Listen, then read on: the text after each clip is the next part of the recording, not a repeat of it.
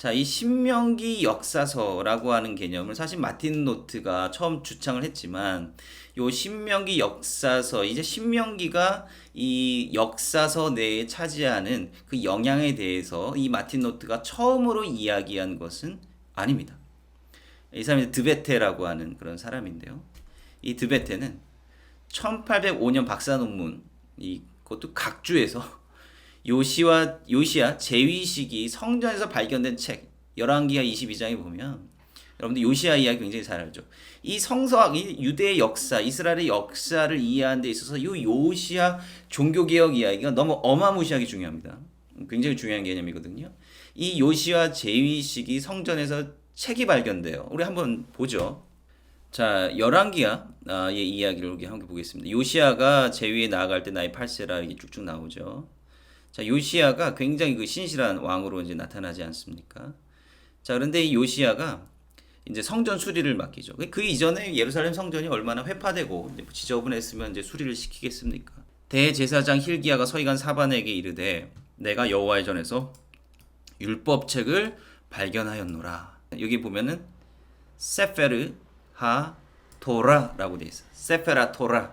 그러니까 토라 책이에요. 율법책을 발견하였다. 그럼 도대체 이 세페르 하 토라가 도대체 뭐냐라고 하는 거죠. 세페라 토라가 도대체 뭐냐라고 했을 때 바로 이 드베테라고 하는 사람이 이제 뭘 주목했냐면 신명기와의 유사성이 주목을 한 겁니다. 잘 정리를 해준 이제 블로그가 있어서요. 요시아가 바로 요 세페라 토라 율법책을 보고서 종교개혁을 단행하거든요. 그러니까 율법책에 나와 있는 그대로 이제 종교개혁을 단행을 하는 것인데 바로 그 종교개혁의 내용과 이 신명기의 내용이 상당히 유사하다라고 하는 것입니다. 그래서 뭐 아세라상을 뭐 철폐하는 이야기라든지 뭐 하늘의 뭐 군상들에 대한 언급, 뭐 석상들 파괴 이러한 일련의 종교개혁하는 이야기들이 신명기와 굉장히 유사하다라고 하는 것을 이제 이야기를 한 거죠.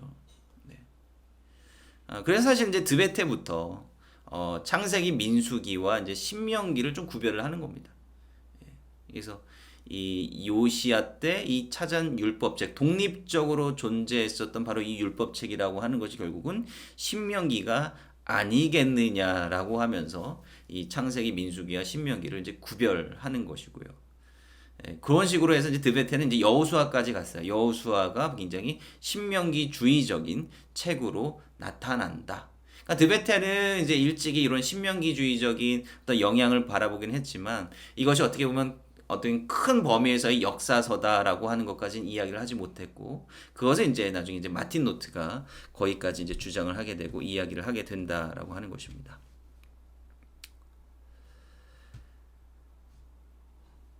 자, 성경을 좀 찾아볼게요. 자, 그래서 이런 드베테의 이론을 이 마틴 노트가 나중에 이제 받아들임으로써 그다음에 그가 이제 가지고 있었던 어떤 전승사적인 어떤 개념, 전통적인 그런 개념에 이제 기초를 해가지고 신명기 역사서라고 하는 그 이론을 이야기를 하고 있는데요. 신명기 역사서의 그 가장 큰 중요한 이념이 뭐냐면 이 신명기에 나타나 있는 그 율법 토라의 가르침, 바로 이것을 아주 중요한 신조로 여기고 있던 사람이 바로 여호수아서에 나타나 있는 땅 점령으로부터 해가지고 유다의 멸망까지에 이르는 일련의 역사를 신명기적인 신학의 관점에서 새롭게 서술하였다라고 하는 것이죠. 이게 바로 이제 신명기 역사서의 가장 큰 중요한 핵심적인 부분이다라고 하는 것입니다. 그러니까 연속된 책이라고 하는 거예요. 여호수아부터 열왕기하까지가 굉장히 연속된 책이다라고 하는 것이고 거기에는 이제 일련의 그런 사상적인 흐름들이 나타나고 있다라고 하는 것을 이제 마틴 노트는 이제 보여주려고 했다라고 하는 것입니다. 그러면은 신명기 역사가가 그러면 어떠한 구절들을 이제 덧붙였을까라고 하는 거예요. 뭐 한번 유사한 구절들을 좀 찾아보죠. 신명기 11장 24절을 한번 볼게요. 너희의 발바닥으로 밟는 곳은 다 너희 소유가 되리니 너희의 경계는 곧 광야에서 레바논과 유브라데 하수라. 이는 하수에서 서해까지라. 너희 하나님 여호와께서 너희에게 말씀하신 대로 너희 밟는 모든 땅 사람들로 너희를 두려워하고 무서워하게 하시니 너희를 능히 당할 자가 없으리라. 이제 이런 말씀이 좀 있죠.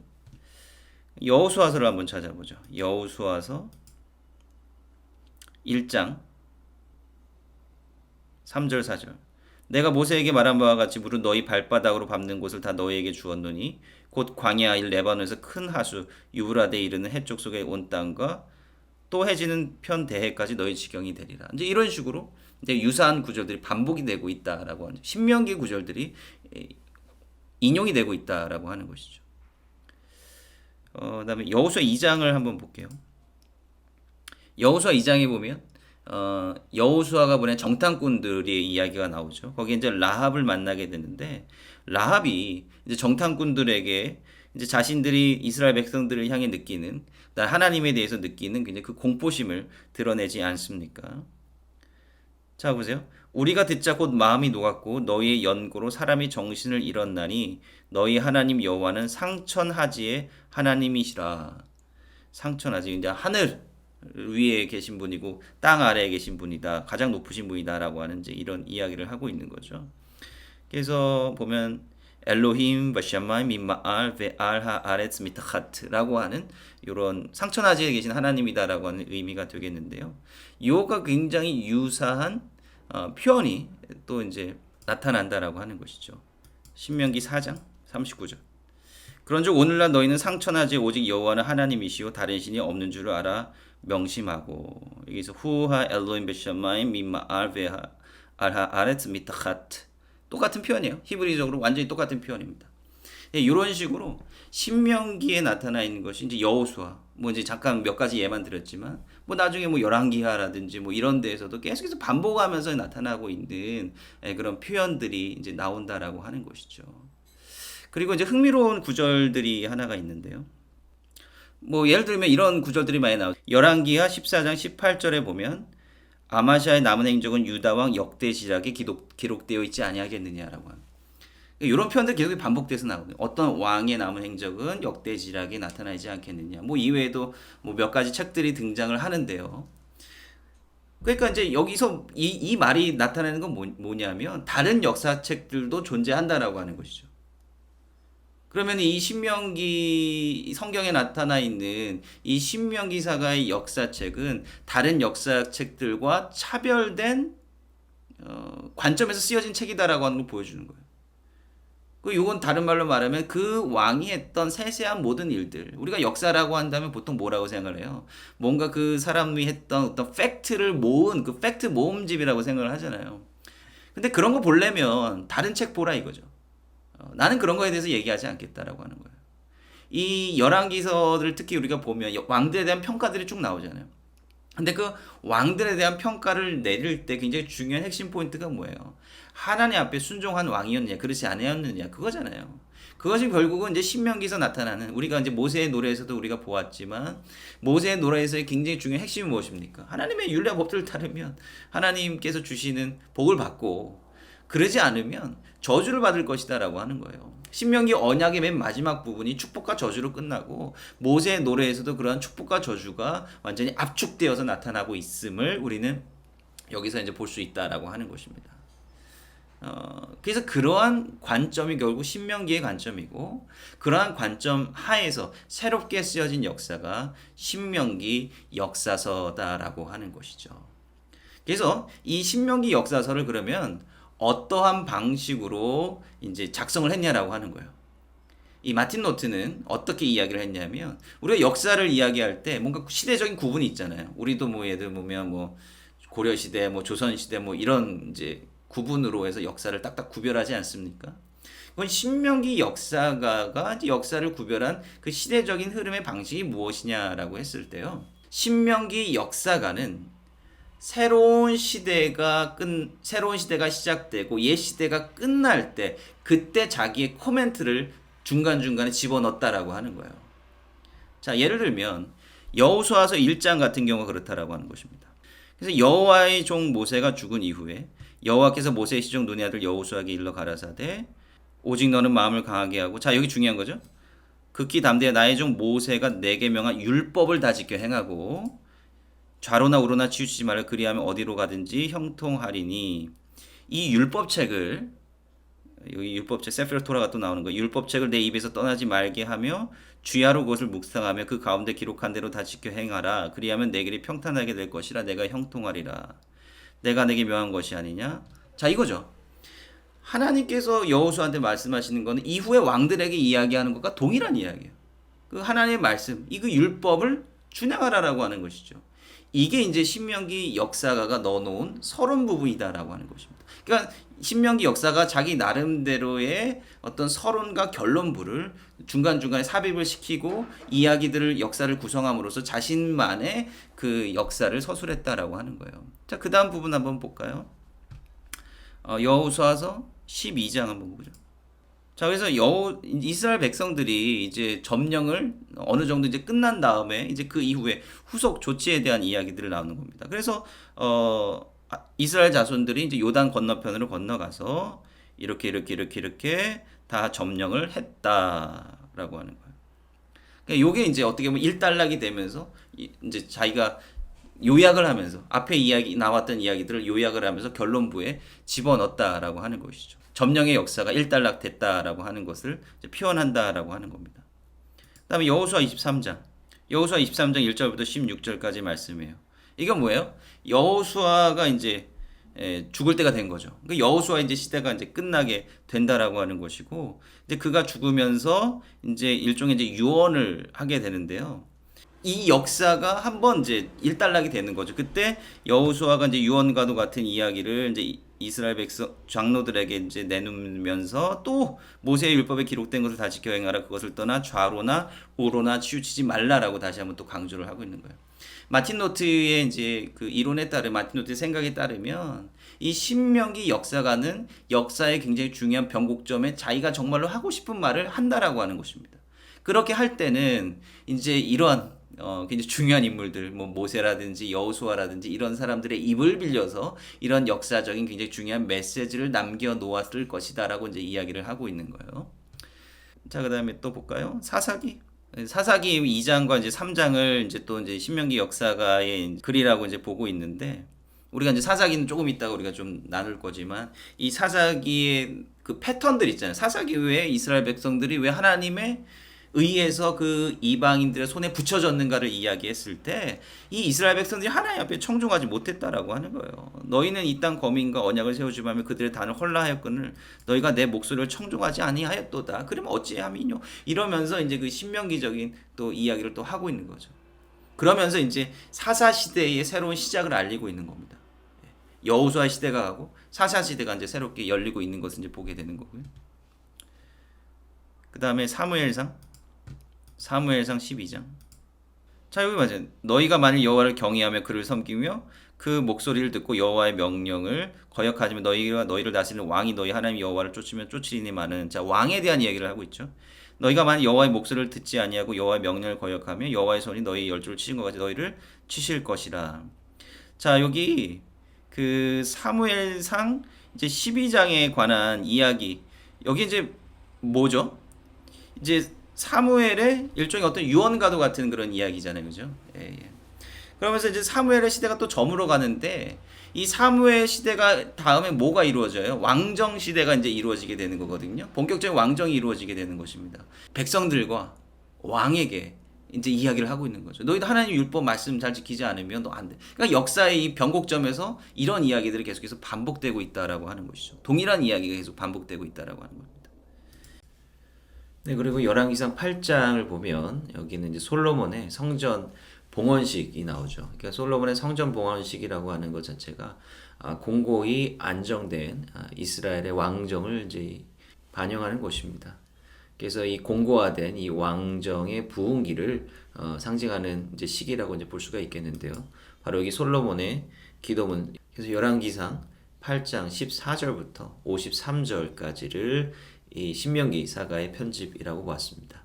8장 23절에 보면 여호와의 상천지하의 주와 같은 신이 없나이다. 우리가 아까 보았던 여호수아 신명기사에 나와 있는 그 신명기 사가의 표현이 여기도 또 등장함을 볼 수가 있습니다. 이런 식으로 신명기 사가는 이 솔로몬의 성전 건축을 통해서 이 왕정 시대를 본격적으로 시작하고 있는 것입니다. 자, 그래서 신명기 역사가가 나누었던 그런 시대적인 구분이 뭐냐면, 여호수아 시대. 그러니까 여호수아 초반부에 이제 그 인트로덕션이 나오게 되는 거죠. 그다음에 여호수아의 정복이죠. 그다음에 사사 시대. 그다음에 왕정의 부흥. 그다음에 사마리아 몰락.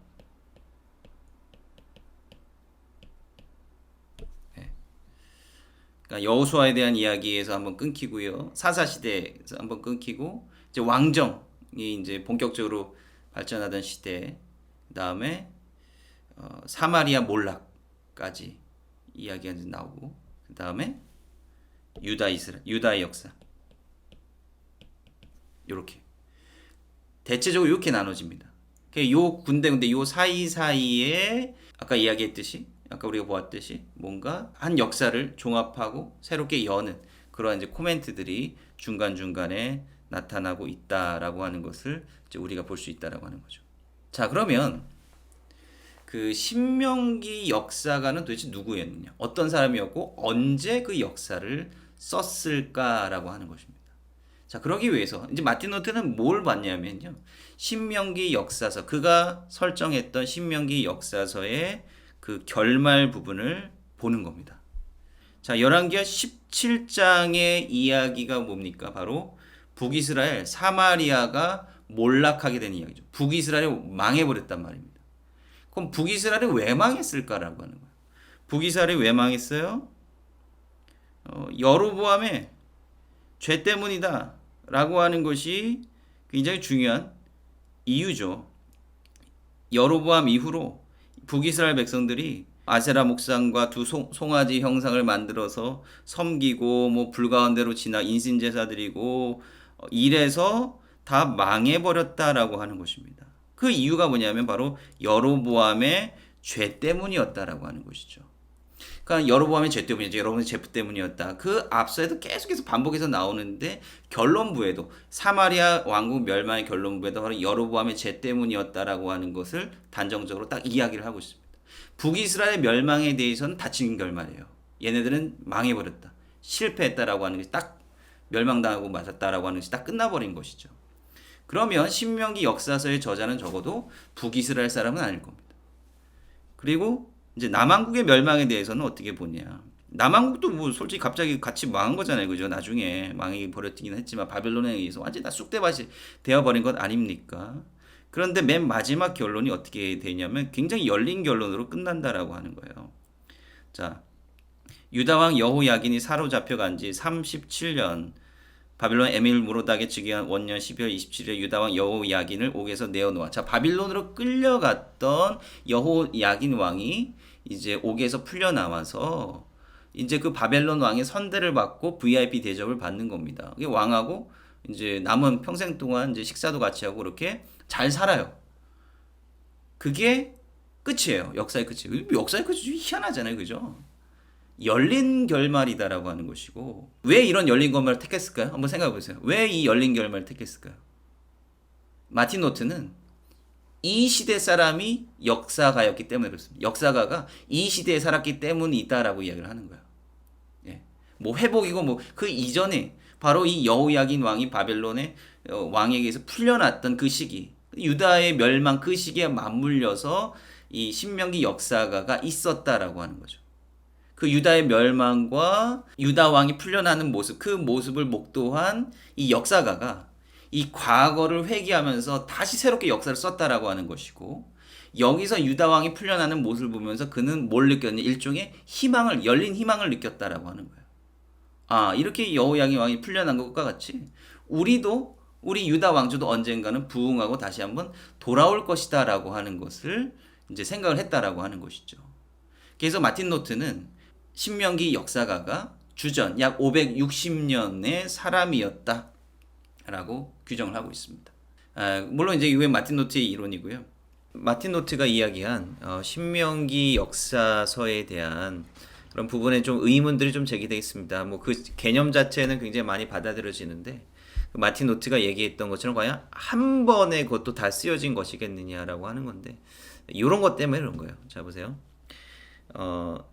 열왕기하 23장 25절에 보면 이제 요시아와 같은 이제 이야기가 나옵니다. 요시아와 같이 마음을 다하며 성품을 다하며 힘을 다하여 여호와를 향하여 모세의 모든 율법을 온전히 준행한 임금은 요시아 전에도 없었고 후에도 그와 같은 자가 없었더라.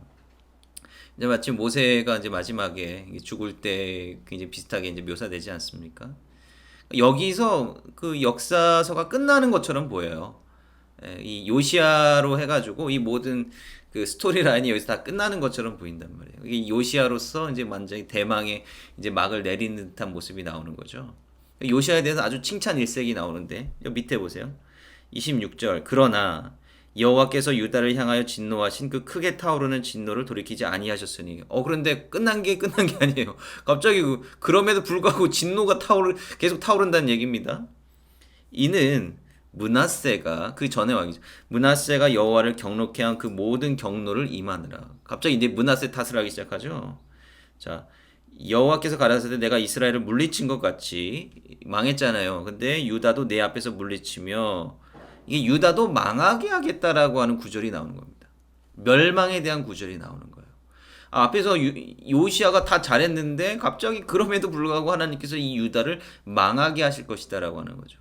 어떻게 보면 이게 충돌되잖아요. 그죠? 요시아가 그 신명기적으로 보면 요시아가 훌륭한 왕이고 축복받는 왕이고 한데 그럼에도 불구하고 역사적인 실체가 뭐죠?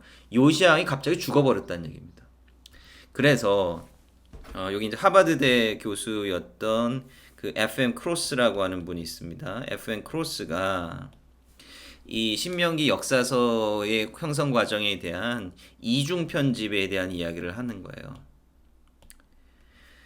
이 신명기 역사서라고 하는 거는 두 번의 편집 과정을 거치는데 한 번은 바로 첫 번째 요시아 시대 때 첫 번째 역사서가 완성이 되었다라고 하는 거예요.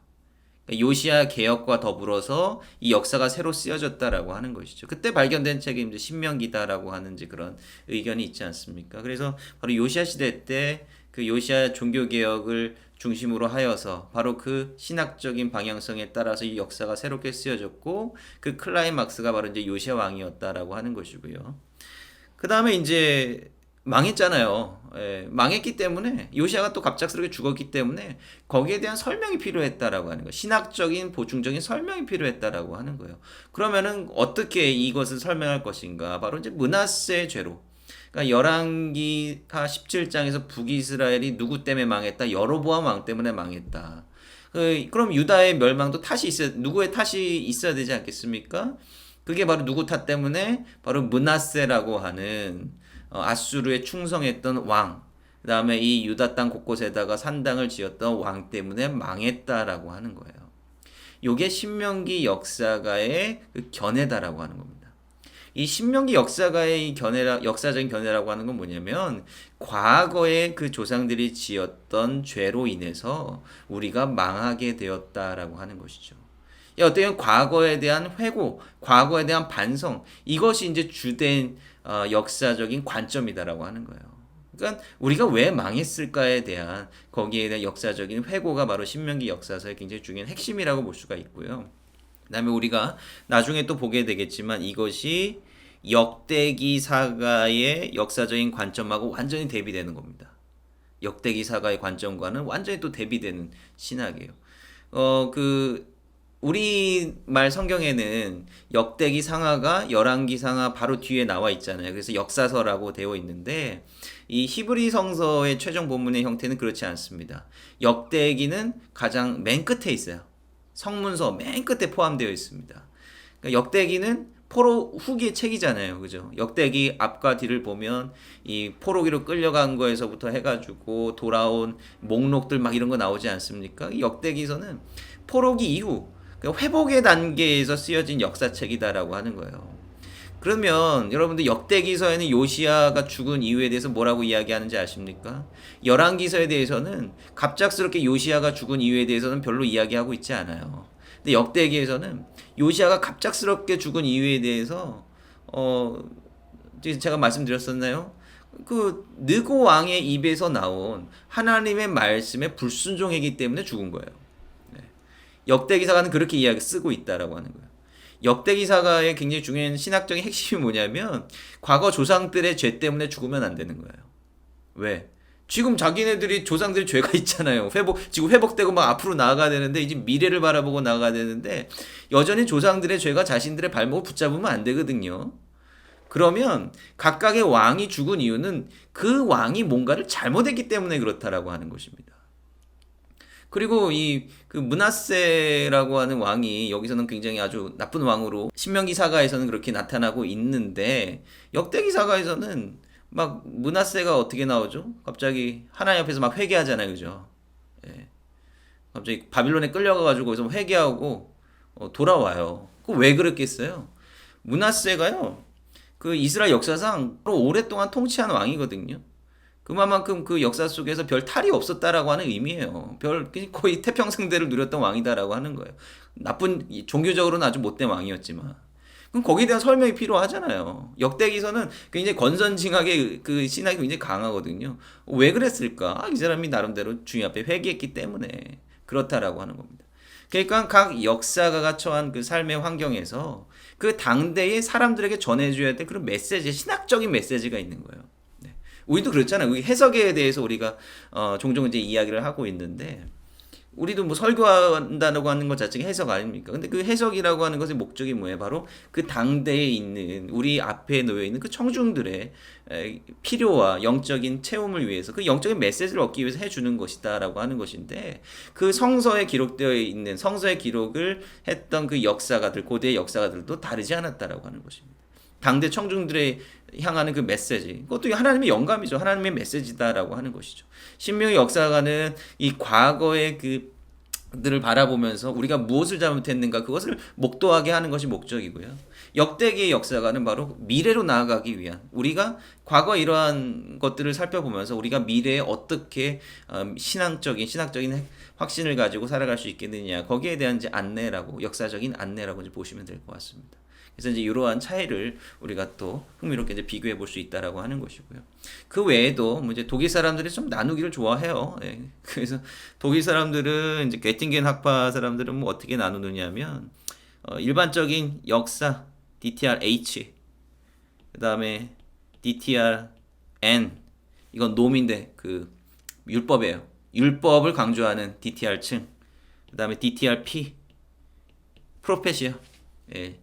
예언자들의 역할을 강조하는 DTR-P, 이 세 계층으로 또 나누고 있습니다. 이 외에도 뭐 막 나눠요. 네. 근데 중요한 것은 뭐 이게 지금 우리 어떻게 나눠야 되냐 이게 주안점이 아니라 중요한 것은 신명기 역사서라고 하는 것은 신명기의 기초로 한 그 신학적인 그 메시지를 기반으로 해서 쓰여진 역사인데 그것이 바로 여호수아서부터 해가지고 열왕기하까지 포괄을 하는 역사적인 해석의 관점이다라고 하는 것을 이제 이야기를 하고 그걸 이해를 하면 되겠습니다. 거기서 더 나아가서 그러면 신명기 역사서가 뭐 어떻게 층으로 나누고 어떻게 이해해야 될 것인가 그거는 그 다음 과제다라고 하는 것이죠. 그래서 우리는 개론적인 수준에서는 이 정도까지 하고 이제 여호수아를 이제 보기 시작하려고 합니다.